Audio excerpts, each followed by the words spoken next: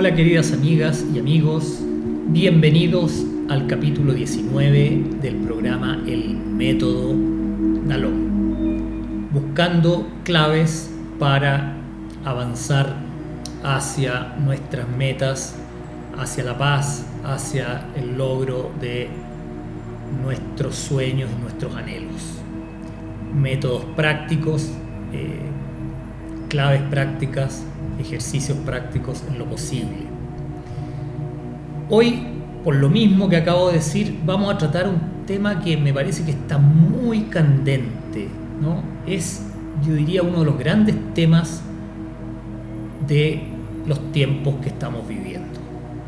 Y tiene que ver con cómo desempeñarse en forma adecuada en un mundo tan polarizado. Y le hemos llamado a este programa Surfeando la ola de la polarización, porque este es un buen ejemplo, una buena visualización, ¿no?, de qué hacer cuando la polarización implica que estamos como en una sinusoide, ¿no?, en una constante olas que suben y que bajan, que suben y que bajan, y queremos aprender de los surfistas que saben manejarse bien en este tipo de escenarios. Además, acaban de realizarse las elecciones presidenciales en Estados Unidos, ¿no? Y esto creo que es un buen ejemplo.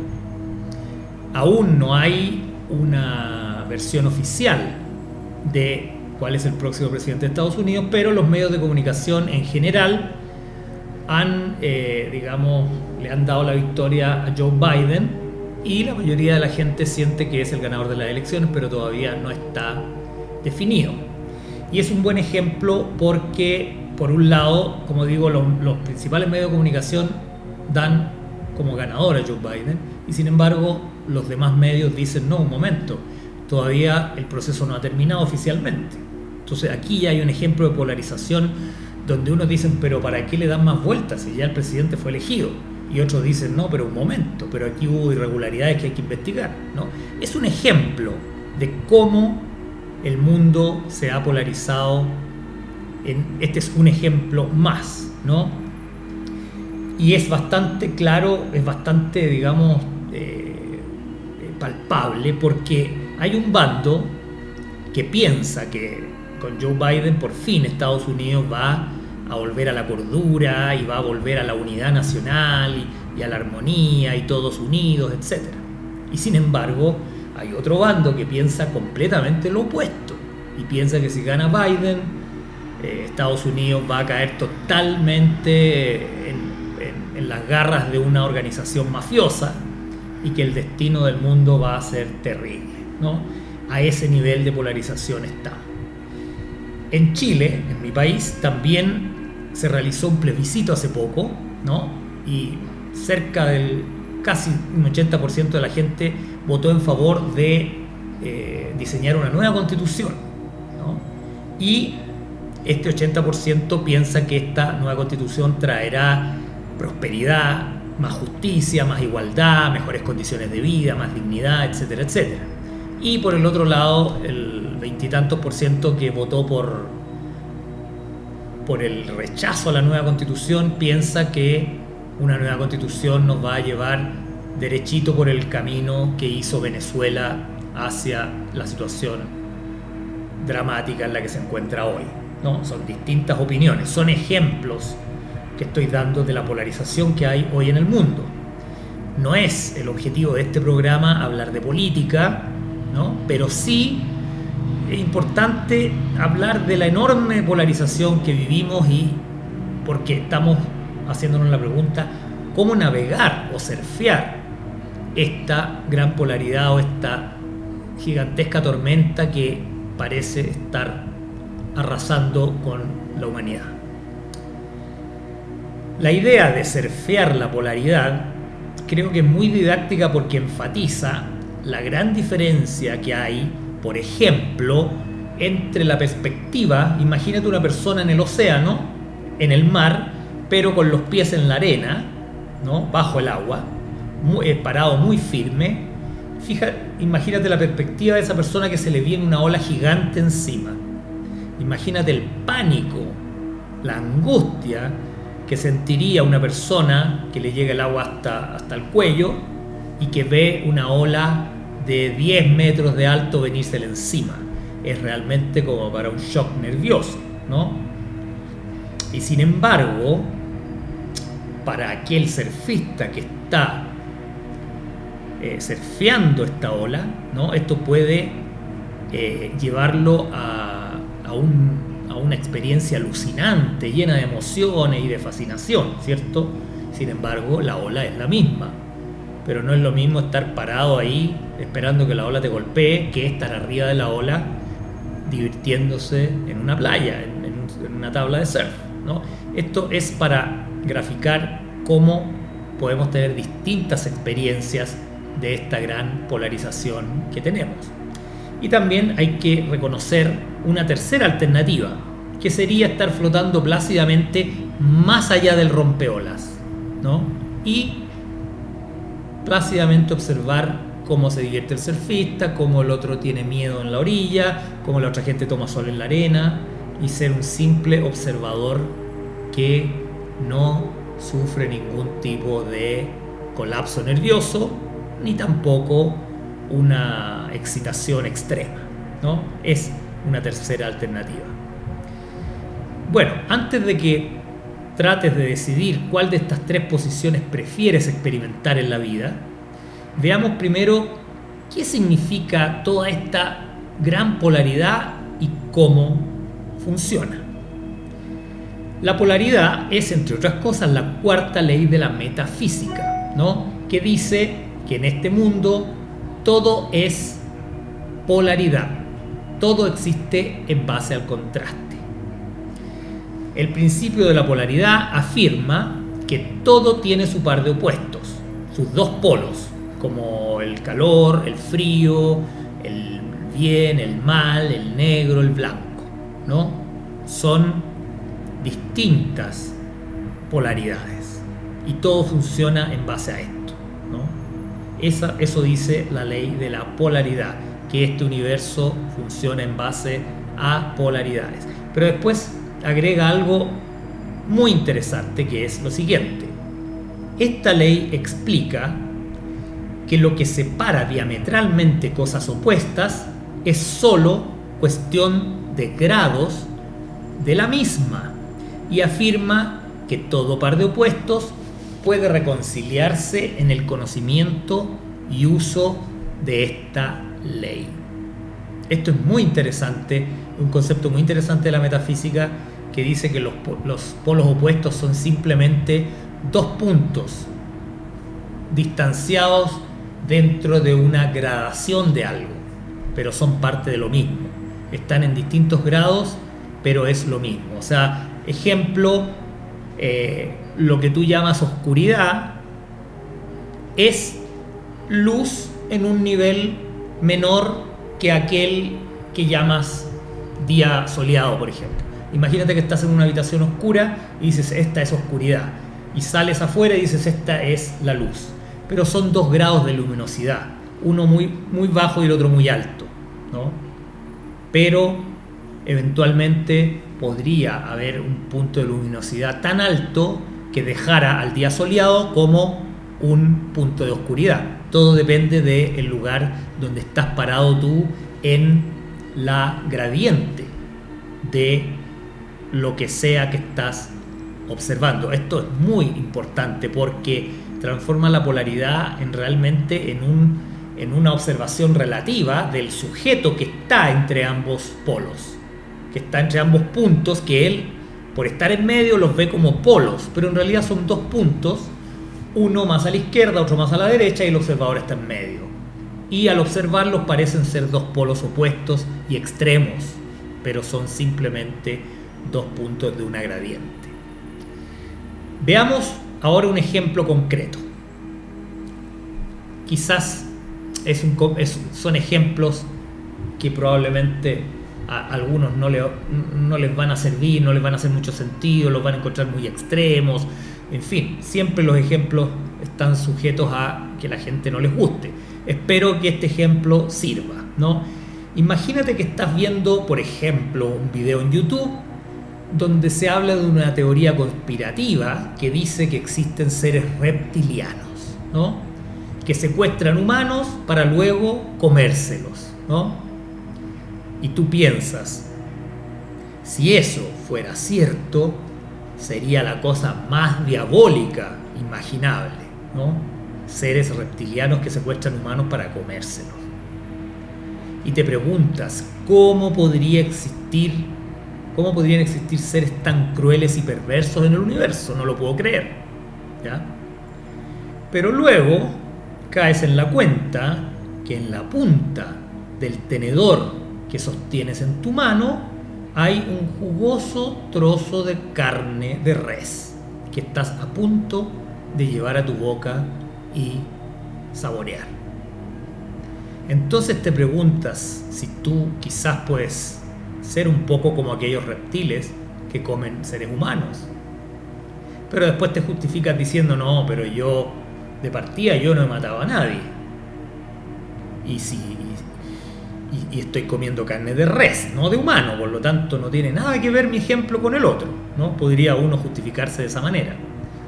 Pero luego quizás recuerdas otro documental donde te mostraban la cruel manera en que matan al ganado para que luego esa carne llegue a tu mesa. Y te das cuenta que en gran medida es lo mismo o muy similar, si tienes la honestidad de reconocerlo. Sé que estos ejemplos pueden provocar malestar en algunos porque son muy extremos, porque aquí, porque allá, pero si lo piensas bien, todo depende de la perspectiva con que lo mires. Si estos reptilianos existen, ellos te van a decir, pero claro que es lo mismo, para nosotros comer humanos es lo mismo que para ustedes comer vacas. Sería perfectamente aceptable una explicación de ese tipo, ¿no? Entonces, para que vayamos viendo cómo al final las polaridades son relativas al observador. Después, más adelante, este mismo video que estás viendo dice que esta raza reptiloide invadió un planeta y exterminó a toda su población original. A todos los oriundos de ese planeta exterminados. Entonces dices, eso sí que no. Un momento, hasta ahí llego yo. Eso es un genocidio que jamás tendrá justificación. Y yo jamás haría algo así, ni siquiera para salvar mi vida. Sin embargo, justo en ese momento, por casualidad, sientes un fuerte olor que te molesta. Y te acuerdas que es el desagradable olor de un insecticida que acaba de esparcir por tu casa un rato antes. Te paras y caminas hacia la zona donde pusiste el veneno y te das cuenta que hay un reguero de hormigas muertas donde tú pusiste el veneno. Y ahora te preguntas, ¿podrá ser esto llamado un genocidio? Pero después dices, no, vamos, no tiene nada que ver. Son simplemente hormigas. Y yo no puedo permitir que esos sucios insectos vivan en mi casa, ¿no? Claro, desde tu perspectiva, tienes todo el derecho a exterminarlas. Pero quizás, si le preguntáramos a una de las hormigas qué opina, a lo mejor tendría una visión diferente. Pero, ¿qué más da? ¿A quién le importa la perspectiva de una hormiga, cierto? Yo sé que todos estos ejemplos son fáciles de rebatir diciendo, pero hombre, ¿cómo vas a comparar un ser humano con una hormiga? ¿Cómo vas a comparar un ser humano con un reptiliano? Por favor, un hombre comparándolo con una vaca, ¿qué es eso? Bueno, estás en tu derecho a refutar estos ejemplos, pero solamente quiero que vayas dándote cuenta que esto es cosa de perspectivas. Si estuvieras en un juicio con muchos animales entre el jurado, entre el juez, entre los testigos, acusándote de cada animal que te comiste, cada insecto que mataste, cada bicho que aplastaste con tu pie, ¿no serías para ellos un genocida? Algunos pensarán que estoy tratando de relativizarlo todo, pero es que desde la perspectiva con que se mire va a depender lo que significa para ti, ¿no? Bueno, sé que estos ejemplos te pueden parecer un tanto extremos, entonces volvamos a algo más cercano, más normal y más práctico. Pensemos en las elecciones de Estados Unidos. Volvamos a las elecciones. Supongamos que tú eres del Partido Demócrata y estás muy feliz porque Donald Trump ha sido derrotado, pues lo consideras un tipo insoportable, un millonario soberbio, racista, irrespetuoso, grosero, prepotente, etc. Y simplemente no puedes comprender cómo otras personas pueden apoyarlo e incluso admirarlo y vitorearlo en las calles. Por otro lado, un republicano ve un video, por ejemplo, donde se muestran todos los negocios sucios de la familia Biden, los actos de corrupción en los que ha incurrido, incluso testimonios del mismo Biden diciendo que ha extorsionado a gente, políticos, presidentes de otros países. Y ese republicano se pregunta, ¿cómo puede haber gente que apoye a una persona con estos antecedentes delictuales? Obviamente, si eres demócrata, dirás que lo primero es verdad y que esto segundo es falso. Y si eres republicano, dirás lo contrario. Entonces, ¿quién tiene la razón? Bueno, esa es justamente la trampa, ¿no? Creer que en una discusión, digamos, donde se discute sobre un argumento X, creer que siempre hay uno que tiene la razón y que el otro debe estar equivocado. Pero, ¿por qué? Preguntémonos por qué se produce esta situación. ¿Por qué siempre creemos que uno debe tener la razón y el otro debe estar equivocado? Está claro que desde la perspectiva de cada uno de los que discuten, la razón es muy clara, ¿no? Ambos piensan lo siguiente: yo estoy totalmente seguro que tengo la razón y que el otro está equivocado, ¿no? Esa es la posición que vamos a tomar siempre en las discusiones. Pero, ¿cómo podemos estar tan seguros que tenemos la razón y el otro está equivocado si el otro está totalmente seguro que el otro tiene la razón y que nosotros estamos equivocados? Sé que es difícil entender que tu perspectiva es tan válida como la de tu rival, porque tú ves las cosas desde tu perspectiva y no puedes entender que tu rival las vea desde otra perspectiva. A ver, para ayudarnos un poco a entender esto, vamos a poner unos ejemplos visuales. Fíjate en este dibujo, ¿qué es lo que ves tú en la pantalla? Muy probablemente vas a decir una copa, pero quizás otra persona te discuta. Ahí hay dos hombres conversando o mirándose a los ojos. ¿Eres capaz de ver a los dos hombres mirándose? Sí, ¿cierto? Ahora sí. Al principio viste solo una copa blanca. Ahora quizás has podido ver a estos dos hombres negros que están mirándose.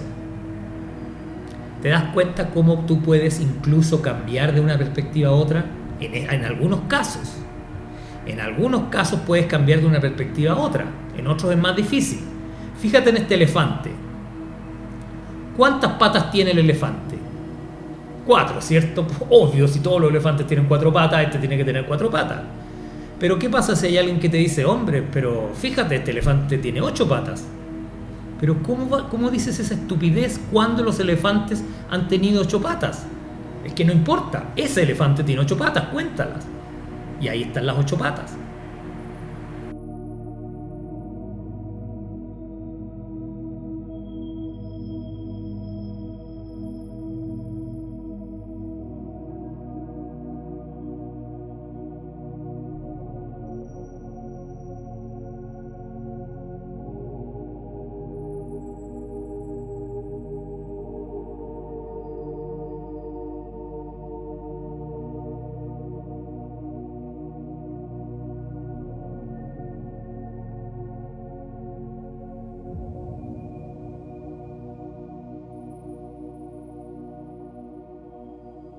Otra vez podrás decir, bueno, esto es un truco del dibujo, es un juego de imágenes, pero es que esa es la vida, ese es el mundo que estamos viviendo, es un truco de imágenes, no es la realidad concreta que tú crees ver. Tú crees que ves realidades concretas constantemente, pero lo único que haces es ver dibujos. La percepción es como un dibujo. La percepción es tremendamente engañosa. La mayoría de las veces te da información que es suficiente para desempeñarte en el mundo, pero hay veces que la percepción te engaña increíblemente. ¿Por qué entonces, si dos personas ven cosas completamente distintas, ambos quieren demostrar que la visión propia es la única válida? Ese es uno de los puntos claves aquí en este capítulo. ¿Por qué, si dos personas pueden asegurar 100% que están viendo determinada cosa y contradictoria con el otro, por qué ambos se empeñan en demostrar que lo que ellos ven es real y que lo que ve el otro es falso? Aquí estamos, como decía, entrando en el meollo de este asunto. Por un lado, nos han enseñado desde niños que la verdad es una sola y solo una. Por lo tanto, o yo estoy en lo cierto o lo está el otro. No existe otra posibilidad. Eso es lo que nos han enseñado. Aquí quiero aclarar algo muy importante y que al parecer no hay muchas personas en el mundo que lo expliquen. Por eso nos vamos a tomar un tiempito para explicarlo bien. Según mi entendimiento, y creo estar bastante seguro de esto, obviamente puedo estar equivocado o tú puedes tener otra perspectiva, pero según mi entendimiento existe la verdad absoluta. Existe una verdad absoluta e indiscutible. Sin embargo, y aquí está lo que muy poca gente dice y lo que muy poca gente te va a enseñar, esa verdad absoluta está fuera de este mundo, no está aquí, no se ve acá. Tú en este mundo jamás vas a ver esa verdad absoluta. Esa verdad absoluta está más allá de esta realidad, ¿no? Aquí, en el mundo en el que estamos, en la dualidad, no existen verdades absolutas. Nosotros quisiéramos tener la verdad absoluta. Quisiéramos que nuestro partido, nuestro Dios, nuestro bando tuviera la verdad absoluta y el bando contrario estuviera equivocado. Eso es lo que siempre deseamos. Pero en este mundo no existen las verdades absolutas. La verdad absoluta existe, pero más allá de este mundo, de esta ilusión, de esta matrix de ilusiones, ¿no? Lo único que existe aquí son distintas visiones o perspectivas, ¿no? Y eso lo ha demostrado clara y científicamente, con todo el rigor de la ciencia de laboratorio, la mecánica cuántica, ¿no? Ha demostrado claramente que un evento puede ser totalmente distinto para dos observadores, ¿no? El mismo electrón, la misma partícula, el mismo fotón puede atravesar por el agujero A para un observador y al mismo tiempo la misma partícula atravesar por el agujero B para otro observador. Y es la misma partícula y en el mismo momento. Eso la física cuántica lo ha demostrado con el rigor del laboratorio. Que no lo podamos entender, que no nos quepa en la cabeza, es otra cosa. Entonces, ¿por qué esta teoría de que en este mundo, frente a cada pregunta, existe una sola respuesta sigue tan vigente? Porque la filosofía del o tú o yo es la base de la dualidad en la que estamos viviendo o la dualidad que estamos experimentando. El ego necesita desesperadamente esta ley para seguir existiendo, o tú o yo. Esta ley de que si ambos tenemos distintas opiniones no podemos tener razón los dos es el cimiento mismo de toda la realidad que ha fabricado el ego, y él defenderá esa teoría hasta las últimas consecuencias, porque el ego sabe que sin esa ley su castillo de naipes se derrumbaría completamente. Ahora bien, aquí surge una pregunta muy relevante. ¿Basta con estudiar un poco de mecánica cuántica para aceptar que todos pueden tener razón al mismo tiempo? ¿Que dos personas que discuten lo contrario pueden estar en lo correcto simultáneamente? ¿Basta con estudiar física cuántica? Lamentablemente no. ¿Por qué? Por una razón que hemos explicado muchas veces en este programa y en otros programas del canal, y bueno, tendremos que explicar una vez más. La verdadera realidad, aquella donde está la verdad absoluta, ¿no?, es su característica, su esencia es la unicidad, ¿no? Y el ego, por su lado, es una parte distorsionada de la mente que está convencida que él, el ego, creó la dualidad y con ello destruyó la verdadera realidad de Dios, que es la unicidad. Por eso, esa parte de nuestra mente, que es el ego, está tremendamente orgullosa por haber destruido el reino de Dios, por haber tenido el poder y la capacidad de destruir el reino de Dios, la unicidad del reino de Dios, pero también está llena de culpa por lo mismo, culpa inconsciente de haber destruido el reino de Dios. Para lidiar con esta enorme culpa, el ego inventó la negación y la proyección, que hemos visto que primero negamos la culpa, la ocultamos en el subconsciente y luego la proyectamos en alguien más, ¿no? Entonces, para que este mecanismo funcione, es fundamental que haya alguien equivocado allá afuera, porque si no, no tendremos en quién proyectar esa culpa con una justificación. Si no hay nadie equivocado afuera, ¿por qué vamos a proyectar la culpa en los demás? Si los demás son todos perfectos. Necesitamos que los otros estén equivocados, ¿no? No importa cuántas pruebas nos presenten nuestros enemigos, seguiremos considerando que están equivocados, pues de eso depende nuestra existencia. Cuando tú discutes con alguien en un nivel subconsciente, sientes que de ganar la discusión y de seguir insistiendo en que tu enemigo está equivocado, depende tu existencia. Pero hay que observar algo aquí muy importante. El truco en esto está que en realidad la subsistencia que está en juego no es la de nosotros, sino es la del ego, ¿no? Ese es el truco. El ego te convence que es tu subsistencia la que está en juego si dejas que tu enemigo tenga la razón. Si solo pudiéramos entender esto que acabo de decir rápidamente, nos daríamos cuenta que nuestros enemigos también tienen razón en sus argumentos, porque son tan válidos como los nuestros desde la perspectiva de ellos, que también es tan válida como nuestra perspectiva. Y entonces ya no habría conflicto alguno. Y sin conflicto la polaridad se acaba. Sin conflicto el amor y la unicidad vencería y volveríamos a esa unicidad perfecta. Pero claro, dar ese paso de renunciar a que yo tengo la razón y tú eres el malo es bastante difícil, no es nada fácil. Yo personalmente creo entender claramente lo que te acabo de explicar en forma teórica y hace muchos años, y sin embargo sigo de una u otra forma entrampado en el juego de que estamos en una gran lucha entre el bien y el mal, entre los buenos y los malos. Buena parte del tiempo estoy consciente de que no es así, de que la polaridad y de que la lucha entre el bien y el mal es parte de la dualidad y de la ilusión de este mundo.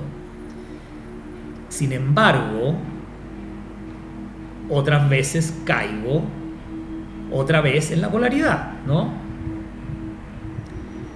Yo sé en el fondo que existe un solo bando y que es el bando de los buenos. Todos estamos en ese bando porque somos hijos de Dios. Por lo tanto existe un solo bando y no tenemos nada por qué pelear. Sin embargo, cada día, puedo decir que cada día, sin excepción, en algún instante del día, vuelvo a caer en el juego del ego, de que estamos en un campo de batalla, sobre todo después de ver noticias, ¿no? Que estamos en un gran campo de batalla y que si no luchamos, los malos nos van a destruir. Como ves, todos pueden ser el malo, pero en una historia mal contada. Reconozco que yo caigo en esa percepción varias veces al día, a pesar de saber todo esto que te acabo de transmitir o tratar de enseñar, pero yo mismo caigo una vez más en la dualidad. Es una completa locura, ¿no? Esto es una completa locura. Que alguien que tenga tan claro todo esto que estoy diciendo y vuelva a caer en el juego absurdo, ¿no? De la polaridad. Pero es que cada vez que las emociones, cada vez que algo gatilla tus emociones, es casi imposible no caer en la polaridad. Es como si un imán gigante te sacudiera, imagínate que tú estuvieras lleno de metal el cuerpo, por dentro, por fuera, por todas partes, sobre todo por dentro del cuerpo. Imagínate que tuvieras mucho metal circulando en tu organismo y de pronto se activa un imán, un electroimán gigante cerca tuyo. ¿Podrías evitar el sacudón? ¿Podrías evitar que este electroimán potente te vapuleara? Imposible. Por lo tanto, creo que la solución práctica a esto es, bueno, seguir, digamos, jugando en la dualidad, seguir creyendo que tenemos la razón, que el otro está equivocado, tratando de convencer a la gente que no, tú estás equivocado, yo estoy en lo cierto. O sea, seguir en el juego de la dualidad y de la polaridad, porque es imposible evitarlo del todo. Pero cada día tratar de estar más y más consciente que en realidad es cosa de perspectiva y que tu rival tiene tanta razón como tú. Si te divierte discutir, sigue discutiendo. Si no lo puedes evitar, hazlo. Sigue discutiendo. Yo voy a seguir diciendo que hay un grupo de, qué sé yo, de seres en el mundo que están tratando de controlar el mundo y que nos están tratando de esclavizar y que están tratando de quitarnos libertad y qué sé yo. Voy a seguir con ese cuento porque no puedo evitarlo. Pero lo importante es cada día estar un poco más consciente que son simplemente perspectivas y que la perspectiva de tu rival, de tu enemigo, la perspectiva del supuesto malo, la perspectiva de tu supuesto rival, enemigo, carcelero, dictador, violador, lo que sea, es tan válida como la tuya, aunque te cueste un mundo aceptarlo. Y en la medida que vayamos integrando esta idea de que las polaridades las creamos nosotros en nuestra conciencia, porque creemos que de eso depende nuestra subsistencia, pero es la subsistencia del ego la que está en juego, no la de tu verdadero ser. Por lo tanto, relájate y comienza cada día, o cada día, este es el mensaje práctico de este capítulo. Trata de que cada día la polaridad vaya perdiendo fuerza sobre ti. Y cuando estés acaloradamente discutiendo con alguien, te acuerdes de todos estos dibujitos que vimos y te des cuenta que él ve exactamente lo que está diciendo que ve y tú ves exactamente lo que estás diciendo que ves. Y ambos están en lo cierto, aunque la mente humana y la psiquis humana, con todas sus necesidades psicológicas de ver a los culpables allá afuera para proyectar la culpa, ¿no? Pero cada uno ve lo que cree que está viendo. Entonces, esto de discutir y discutir y discutir y tratar por horas y días y meses y años de convencer al otro que está equivocado es simplemente nuestra propia estupidez, nada más que eso. Porque la polaridad es algo que se forma en el mundo de las ilusiones, de la ilusión de la polaridad, y se genera en base a nuestra necesidad de ver nuestra culpa interna proyectada en el exterior. Por eso, una vez más, el perdón y la tolerancia también son claves fundamentales para saber surfear las olas de la polaridad, ¿no? Pero eso lo hemos dicho en múltiples capítulos. Ahora quiero hacer énfasis en cómo la polaridad que vemos nosotros depende tanto de nuestra perspectiva, independiente que esa perspectiva dependa de el dolor de la culpa que nos hace querer ver esa culpa en el otro. Por lo tanto, el otro debe estar equivocado, por lo tanto yo tengo que tener la razón y el otro tiene que estar equivocado de todas maneras para justificar mi proyección de la culpa en él, y que él es el culpable, y que él es el tonto, y que él es el aquí y el allá, ¿no? Bueno, todas estas cosas requieren un trabajo largo, ya lo hemos dicho muchas veces, y tampoco quiero alargar más este programa, creo que ya ha sido bastante largo, así que lo vamos a dejar ahí. Espero que te haya servido. Vamos a seguir tocando este tema, vamos a ver muchos otros ejemplos como estos dibujitos donde parece que uno ve una cosa y después ve otra, y otros ejemplos que nos van a ayudar a ver cómo la realidad puede ser observada en forma totalmente distinta dependiendo del observador. Y mientras más aprendamos esto, más tolerantes vamos a ser con los demás y menos peleadores y menos necesidad vamos a tener de convencer a la fuerza al otro de que está equivocado. Y así vamos a tener una vida más armónica, más pacífica y más grata. Espero que este capítulo te haya servido, danos tu like, ojalá lo compartas y nos encontramos en el próximo capítulo del Método Dalón. Muy buenos días.